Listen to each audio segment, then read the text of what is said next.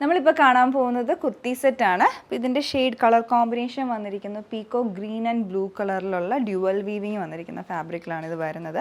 പിന്നെ ഫാബ്രിക് ആണെങ്കിലും pure cotton with silk blend ആയിട്ടുള്ള ഫാബ്രിക്കാണ് ഇതിലേക്ക് വന്നിട്ടുള്ളത്.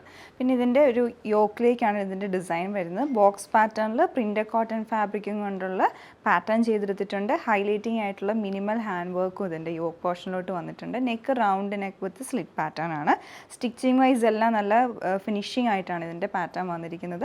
ഇതിൽ നമുക്ക് സൈസസ് അവൈലബിൾ ആയിട്ടുള്ള ലാർജ് ടു 3XL വരെയാണ്.